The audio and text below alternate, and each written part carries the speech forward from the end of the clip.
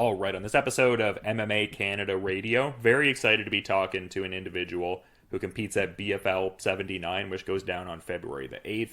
And that vacant BFL bantamweight title is on the line as Ali Wasuk and Tyler Wilson test skills. And great having Tyler on the show today. How's everything going, man? You having a solid day so far? Yeah, it's not bad. You? Oh, yeah, I can't complain, man. I'm interviewing fighters, doing cool things, so I'm having a good day. Nice, nice. Is this the first interview or? I had done a couple earlier. I actually talked to Nicholas Wallet, who's competing on the BFL card, and I also talked to Otto Wallin, the last guy to fight Anthony Joshua, so a couple today. Oh, cool. Nice. Cool.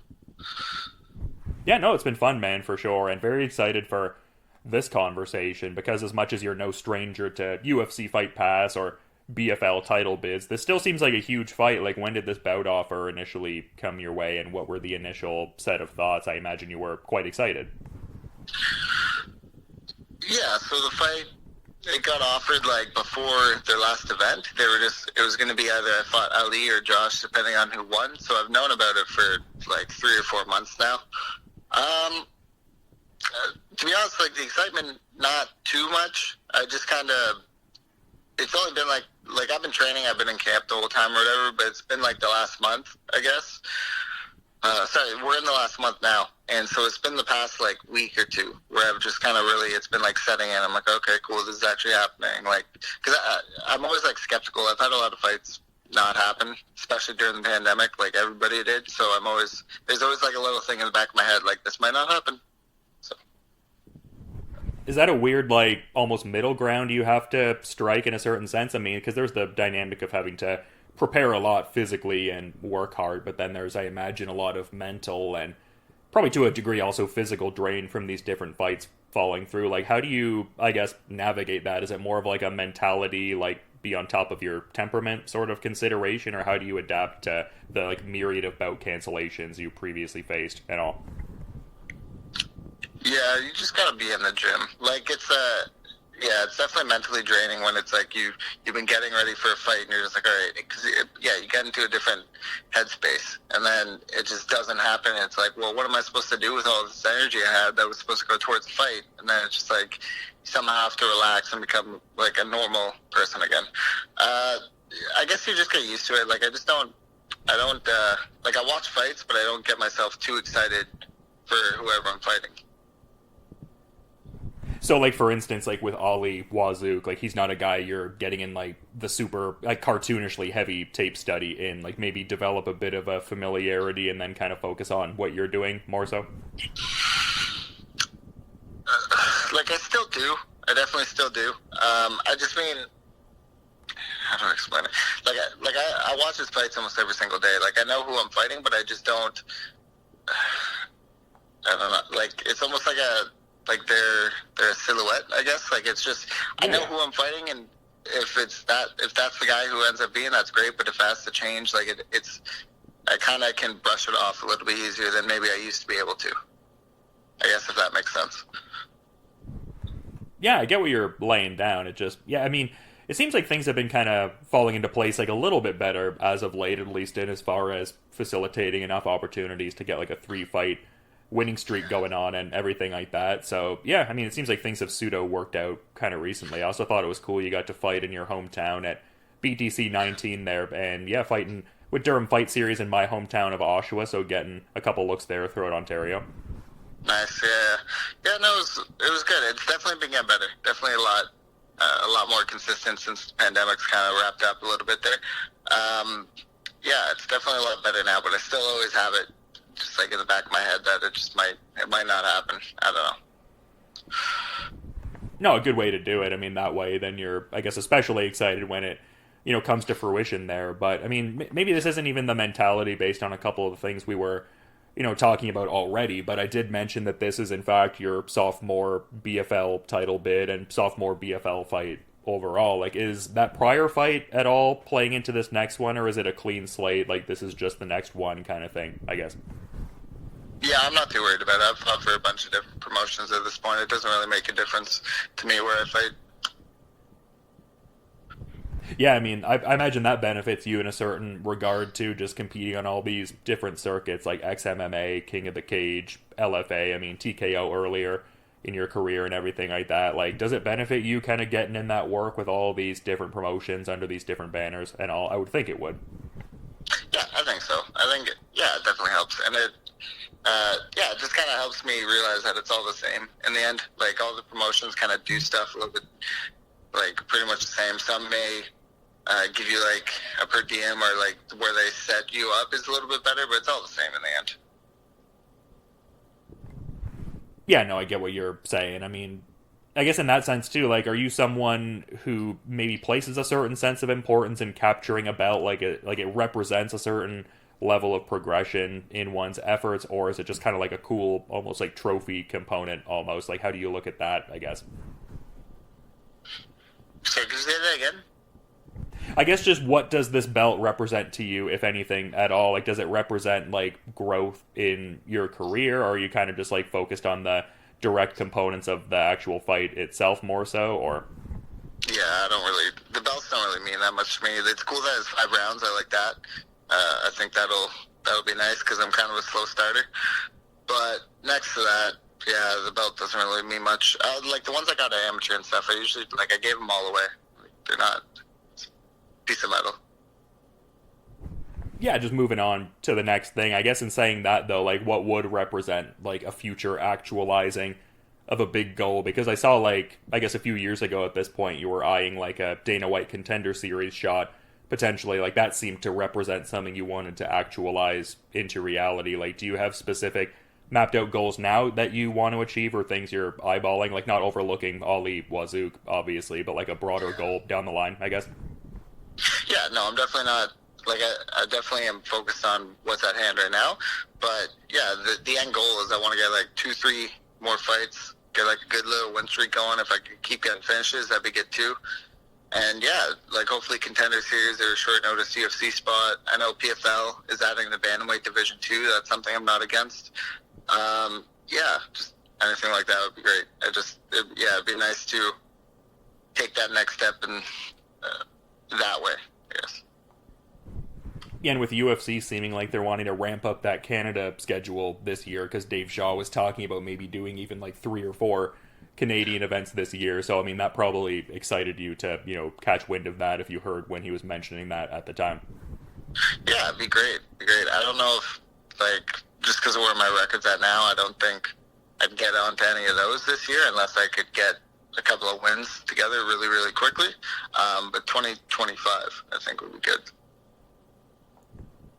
Yeah, no, that's fair. And I mean, we were kind of talking about Ali a bit ago in more like a casual way, like not really getting into the specifics as much. But I guess I'm curious to get your specific thoughts on his resume and just general skill set, because obviously someone who's previously, fought for the BFL title as well and has, notched some impressive victories over his run and everything like that. Like, what are your overall thoughts on his skill set and resume as a fighter? Yeah, I think he's tough. I think he's a gamer. He's well-rounded, more of a grappler than a striker. He's trying to push a pace, even if it might make himself tired as well, but he's still trying to work. Like, yeah, his grappling's good. He's tough all around. And you mentioned the fact that you enjoyed the 5-round component a bit earlier. I'm curious to have you expound upon that a bit more. Is it more of like a almost like biochemistry consideration, like see what the cardio is like and get that experience through the 5 rounds? Like, what, I guess, aspect of the 5 rounds is exciting you, I guess? Just more time to work. I'm a slow starter. That's all. I know, just in sparring and stuff, I know it can go 25 minutes.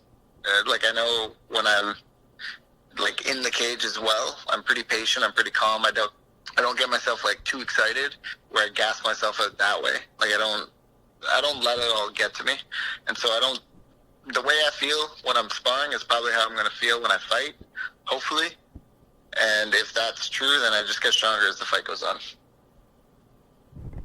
Is that a temperament that you've always had, or has it been honed by, I guess, more and more competition and then even more specifically more and more training, just considering how often you're in the gym as compared to even competing? I mean, you definitely have a few fights, but I guess I'm just curious on that.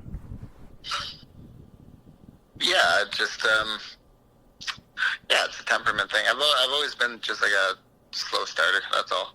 Like it's something I actually do need to work on, but 5 rounds gives me a little bit more leeway for that, so I think it's okay.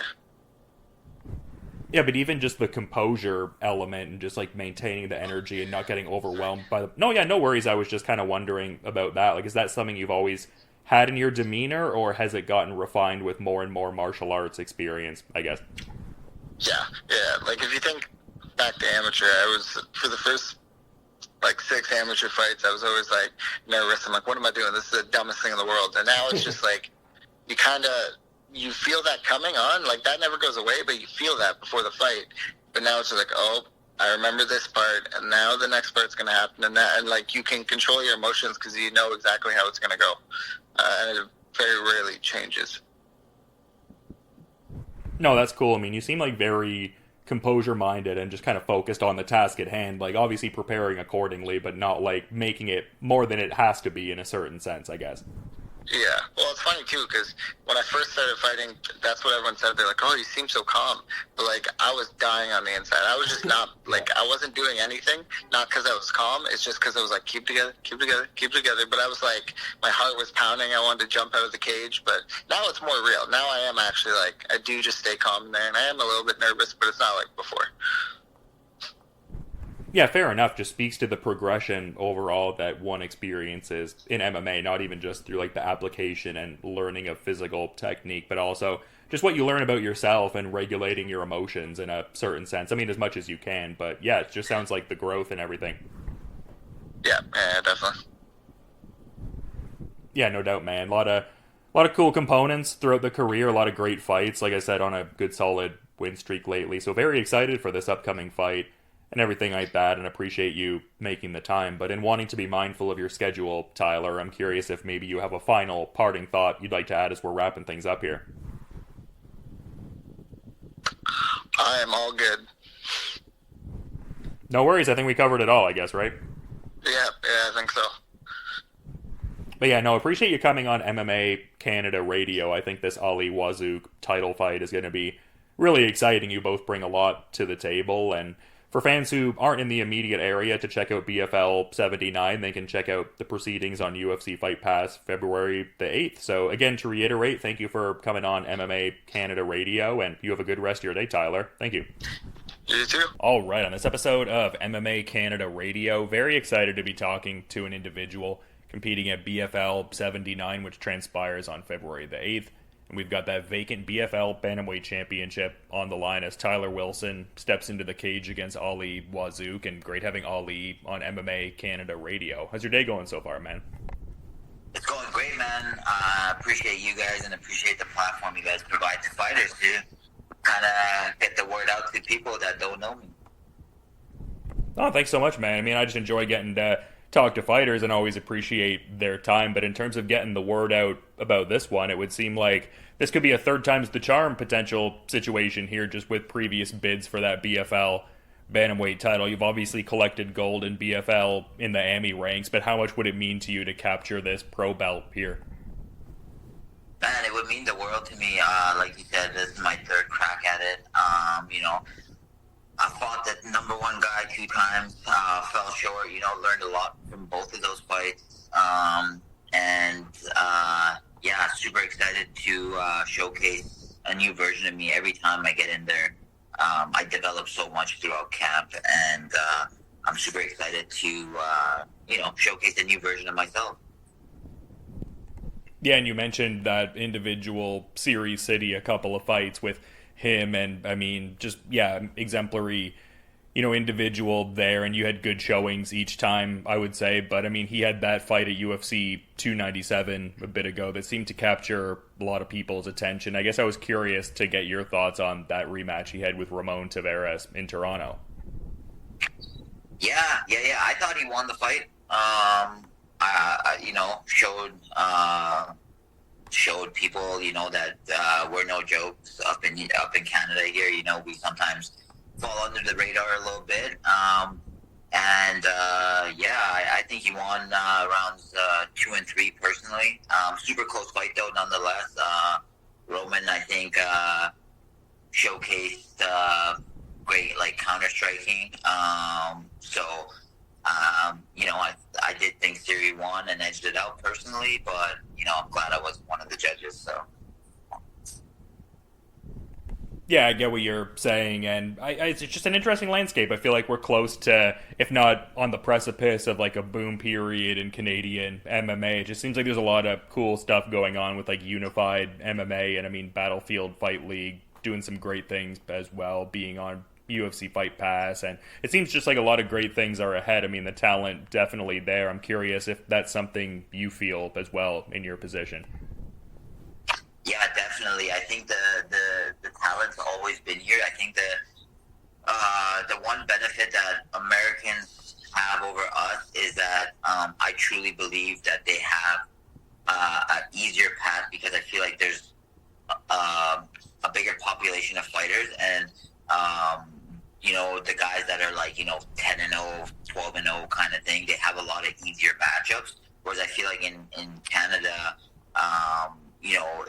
it's tougher to come across fights, and I feel like everybody's pretty well developed. So I feel like, even watching the last Unified, I think that it just shows you how talented all the fighters are, and I feel like there's no real easy fights out here, which kind of makes that undefeated record harder to come by, because I feel like styles make fights, and you might always run into a style that isn't favorable to you, and vice versa. So I think that's where America has the edge. I feel like not saying that everybody gets easy fights out there, but I think for the most part there's a lot more easier fights out there than there is out in Canada. Yeah, I think that's reflected in both your record and also your opponent's record coming up in this one. To be fair, your resume speaks for itself, as we've kind of touched on in a few different regards, but also similar sentiment could be extended to your opponent in terms of the cumulative experience, some of the people he's beaten / faced, some of the leagues he's fought in, etc. Yeah. Tyler's a game opponent. He's got a lot of great tools, comes from a great gym. I was lucky enough to train out there as well. So I know it's going to be it's not going to be an easy night, but like you mentioned, you look at the resume, I don't think out of all my fights, I don't think I've had any kind of give me fights, or people that just come in and to pad my record. Nor would I even want to fight like that, to be honest. I feel like once I get to the next level, I want to be battle tested. I want to be ready, and be able to go through all those hurdles. And that's why going through that with the Siri fight, I think that I learned a lot of where I need to develop what areas I need to develop, and I think that's where my focus has been throughout the last few months or even years since the first Siri fight. So yeah. And I would think we got to see at least some of that in the Josh Kwiatkowski fight at BFL 78 in your last outing, and then perhaps a continuation of those lessons learned in this next one. Yeah, definitely. Especially with the Josh fight, he said a few things there's no dog in me, and a few little remarks, and I did take some of that personal, because I feel like I never. There's different styles of fighting, right? And I feel like for me, I take fighting. I look at it as war, and you want to, in war, you want to take the least amount of damage. So that's definitely my style. I try to be tactical. I try to be less of a brawler style, which a lot of people are in this sport, and there's nothing wrong with that. But that's just not my style. So I'm not gonna try to do something that's not me. So I just try to be more precise, try to be more of a sniper, and try to pick my shots rather than get in there and kind of just throw punches to hope that they land and win a fight that way. Yeah, not saying this in a way where Wilson doesn't necessarily have that fight IQ, but I mean, even in some of the results, he strikes me as a guy, and just different things I've seen over the years with him, that he is a guy that does try to force the issue. Like, is this another fight where there's that particular importance on the, counter striking, just relative to the stylistic matchup? Like, it seems like you were saying that as like a linear consideration through all the fights, but is that especially paramount in this kind of stylistic matchup, I guess? Yeah, I mean, like you mentioned, yeah, Ty likes to push the pace a little bit, put the pressure on early on in the fight. But the one mistake and the one lesson that I learned in the first series fight was not to get married to any like specific thing. So I'll definitely be I'm definitely ready for that. But if he decides to be less of a pressure fighter that come fight night, then I'll be ready to set up traps in other ways as well. But I do think that Ty will try to put the pressure on. I think he is gonna try to push me up against the cage, just clinch me a little bit. So I've brought in a lot of Thai guys for that as well this camp, which has been great, and learned a lot clinching wise as well that I didn't know. There's just so much to this game, and it's such a beautiful part of it where you get to every day learn something new. I mean, like there's sometimes like white belts that'll show me something, and I'm like, holy shit, like that's pretty cool, man. So I'm always a student of the game, and every fight I feel like brings out a different, like the opponents always have different strengths, and I think with that, like it allows me to work on what they're good at, like allows me to learn those kinds of positions and stuff like that. So it's cool. That's why I love this sport, and I'm always learning, I'm always growing, and I'm excited for this one. And you touched on a certain aspect of your preparations, at least, and as far as like bringing in some Thai guys for this recent round of preparations, and it seems like over the years, TriStar Vancouver has been the main space you kind of hone the skills at there. Is that the space you were working at ahead of this fight as well?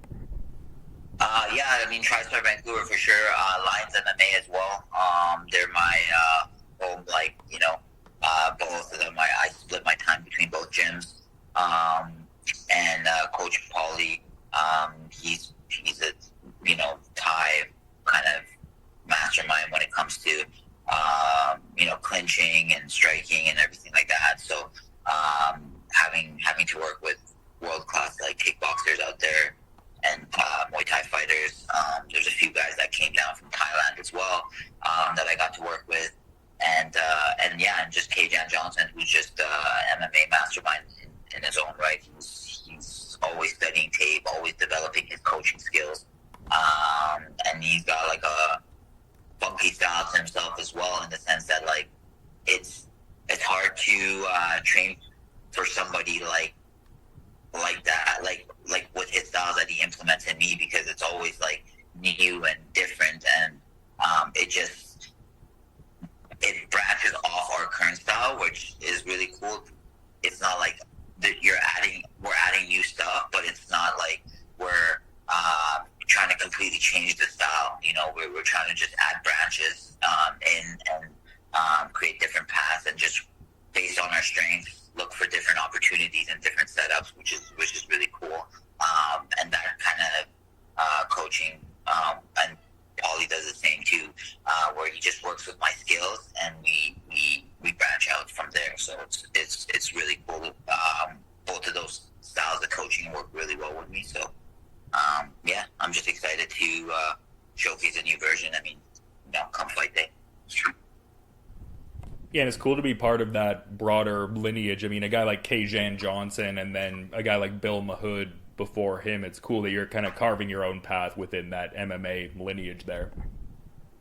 Yeah, definitely. I mean, Bill Mahood, when I did the IMAFs, he was out there, and he was in my corner for a few of my fights out in Bahrain, and it was really cool how easy it was for him to corner me because of that lineage and that that style that Kajan has, that he learned from Bill, and then yeah, it was just super easy for him to corner me, so it was cool to see.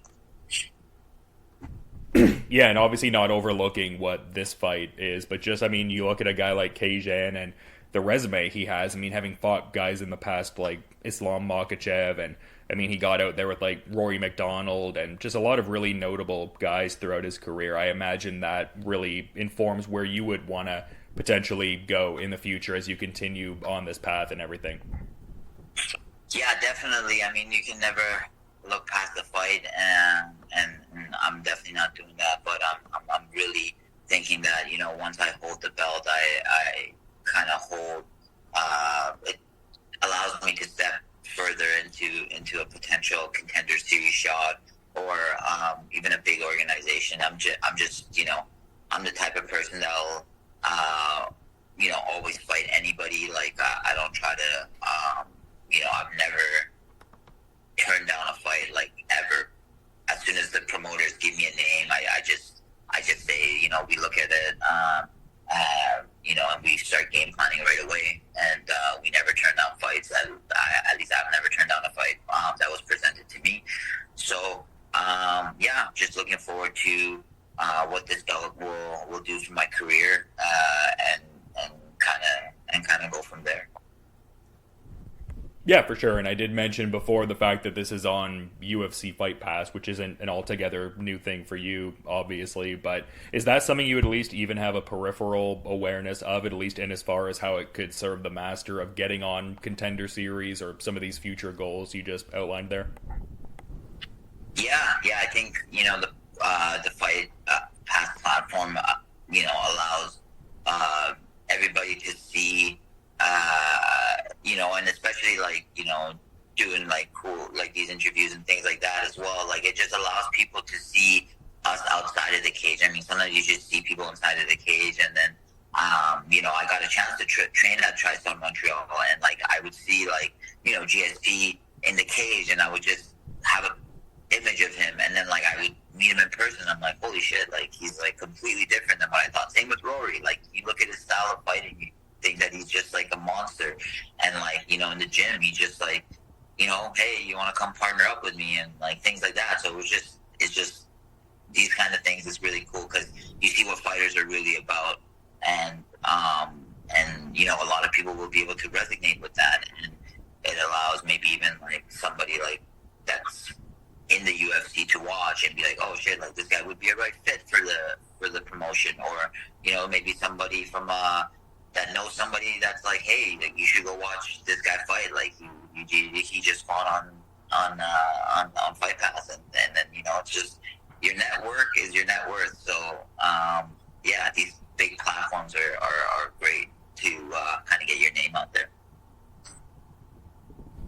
Yeah, for sure. And maybe this is kind of part of something we were talking about before, but I guess I'm just curious if maybe, because I know some fighters do partake in some visualization, and within that they kind of have a predominant visualization. Is that the case for you with this one, or is it kind of derivative of what we were talking about before, where it's not having a hyper rigid idea of what's going to happen, and be more of in that adaptable kind of flow state if you can?